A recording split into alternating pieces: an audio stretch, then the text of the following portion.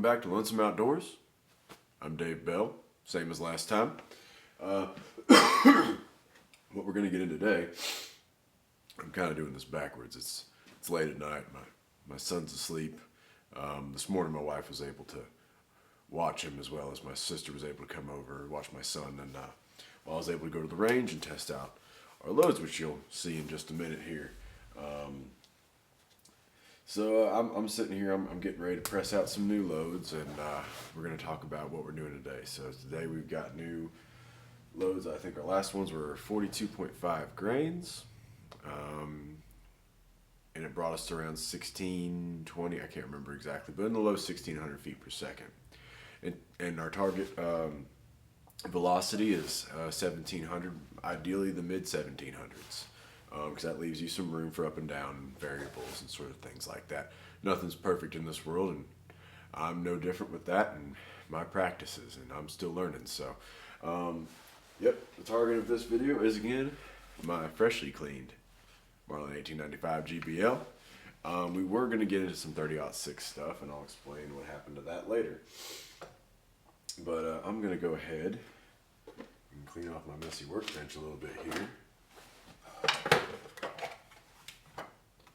Get my decapping die installed, and these brass have been tumbling since about 3 o'clock this afternoon, and let them tumble for a good 3 hours, so they're ready to be decapped and reloaded. So let's go ahead and cut to the video. We got the range to ourselves. That's always nice. Partly why I came out here on Easter Sunday. Now, I am a God-fearing man, and some people might be saying that I should be in church, but I'm not much of a churchgoer. Never have been. And God has continued to bless me, so I must be doing something right.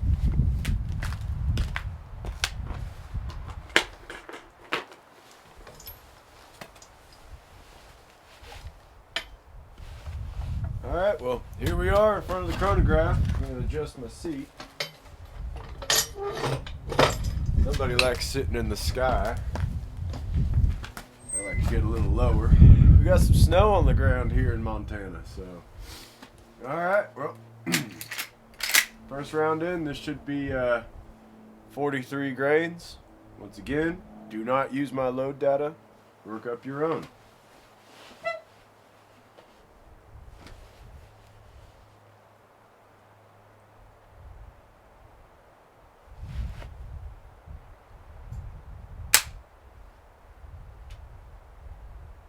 Hang fire, hang fire, hang fire. All right.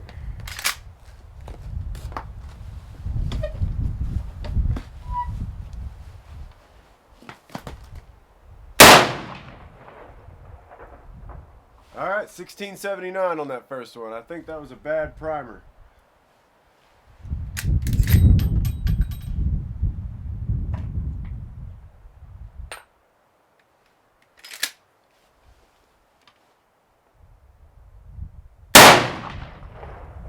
$16.75.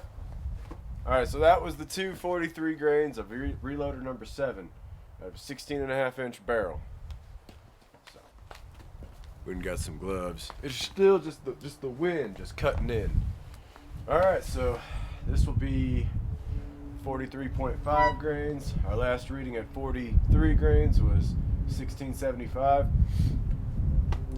That's close. That's close to where I want to be. I want to be 1700, 1750 would be good.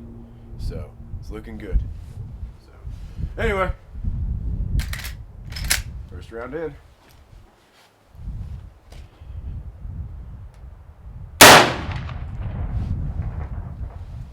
$17.09. All right. Well, I'm excited to see what the 44s are. 1709. Let's look at this thing. Let's make sure we're not stressing anything. Nope, we're looking good. Looking good. Primer hasn't pushed back.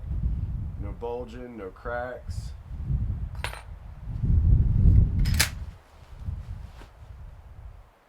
$17.08. That's a pretty consistent shot. Pretty happy about that. A foot difference.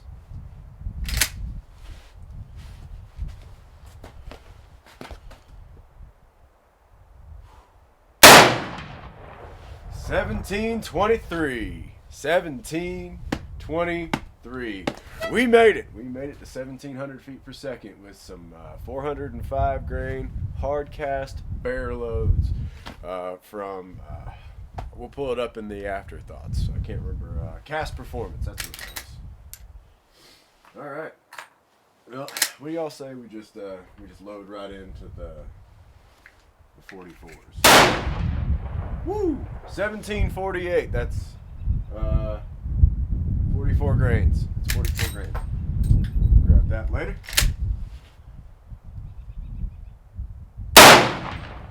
$17.74. Smoking. All right. Ooh, 1812. Okay. That's moving. That, and I felt that. I felt that. Shit.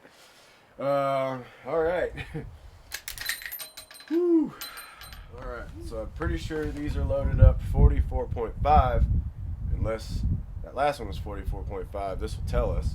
So I believe I loaded 2 and 2. So just for you guys, I'm gonna shoot the 44.5 and the 45 grainers. So this is 2 shots of it. So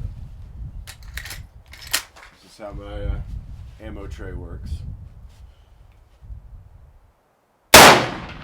1828. Cruising.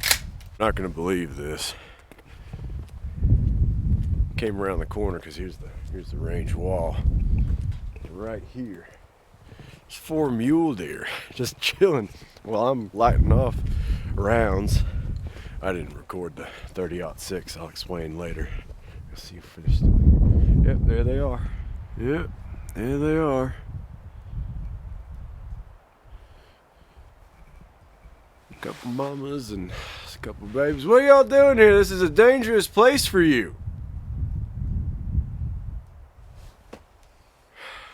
I'm currently reading Wilderness and Wildcraft by Colonel Townsend Wayland. If you're a reader, I'd certainly recommend it. He goes in to describe that the mule deer, that they're not the smartest of the cervids. Yeah, I'm talking about you, and the fact that they'll see you, and then they'll run like 4 steps, and then they'll stop and look. And he feared that would be the downfall of them as a species. That they'd be overhunted because of just how they are. Hanging out on rifle ranges. Picking right up where we left off, isn't it? So, yeah, it's still late at night, and I'm doing the backwards portion of this. So, yeah, turns out 44 grains. Again, do not use my data. That is my data for my gun, and my rounds, and my body. Use your own. Work your methods up the same way I did. Half grain increments, 0.5. So, anyway. All right, so I didn't get into 30-06 because a couple showed up and in the bay next to me. I was the only one at the range, and and they started talking to me, and I'm not the one to just shirk off a conversation to record a video. It's just not who I am. I enjoy talking to people, and I especially enjoy talking to people out here. Being from the South, we are big on, pleasantries. Hey, how are you? How your mom and them? But for the most part, after that, the conversation typically ends. But what I've noticed is up here in Montana, at that range, and other places I've been, a lot of times somebody will strike up a conversation with you and genuinely be interested in what you're talking about. So last time I had an old man talk to me about, what he was doing and asking me what I was doing, and this time was no different. They saw what I was shooting and asked what I was shooting, and it was right when I was getting to the 06 portion, and he was talking about how he had an 06 but moved up to a 300 Win Mag and how he misses his 06, and I was saying, well, there's not much. I don't see much need for anything other than an 06. It's just my feelings about it. Maybe one day I'll jump up to a Magnum if I want to go hunt Kodiak brown bears, but my 45-70 and my 06 is covers just about all my bases as far as hunting needs go. I might get a 243 per pronghorn around here. I got a surplus of ammo for it from when I had a little New England break action, which was the most inaccurate rifle I've ever owned. If anybody's had any experience with that, all their other rifle cartridges were perfectly fine. They're .6s and their 45-70s and all that. They were great. They were accurate, but for some reason their 243s couldn't get them into 4 MOA at 100 yards. It was bad. So, but it was a neat little gun, and I thought it would have been a good little gun for my boy when he gets older. But not going to be the case. So I'm gonna get something different there. But I'm getting off track. So we reached our target velocity about the mid 1700s at 44 grains, and I learned a valuable lesson about making sure to label my rounds in the box, and making sure I don't get them mixed up, because I had a couple of them that mixed up there, and I thought I had a 45, and I think I did have a 45 grain. It came screaming out of there in the high 1800s. I had one 45 grain, and it got mixed up into my 41s. No, not my 41s. I'm getting my numbers confused. But off camera, I had one scream out of there, and now, granted, none of these loads are anywhere near max loads, so them getting mixed up doesn't really pose much of a problem, but it is definitely does hurt my data down the line. So that's what I was really more concerned about. I wasn't really too concerned about blowing my gun up or even accurate. I didn't even have a target up. I was just shooting over a chronograph to get my velocity. Once I get my velocity, then I'll worry about sighting. So now I have a load I'm going to go with. So I'm going to load all of these rounds that I have. These are already prepped and primed, ready to fucking load. Pardon. Sometimes the old language comes out. Ready to load. And so we're going to go ahead and get started on that, but I'm not going to videotape that. If somebody wants me to do a segment on reloading, I absolutely will. I have no problem walking you through my simple little rock chucker here. But other than that, I'm really happy you guys are tuning in. I got a couple new subscribers in the last couple days. I'm very grateful for every single subscriber. Anybody that wants to come along and watch me do what I do. We're going to get into some more educational videos as the weather warms up a little bit. It's hard to give instruction when the wind's blowing 30 mile an hour out there, and I don't want to be out there, and you wouldn't want to be out there either. So anyway, again, like I always say, I hope you guys enjoyed watching this as much as I enjoyed making it. And hope you all get out there and do those good things I know you're capable of doing, because this world could use a whole lot more kindness. Go hug your mamas and watch for buyers.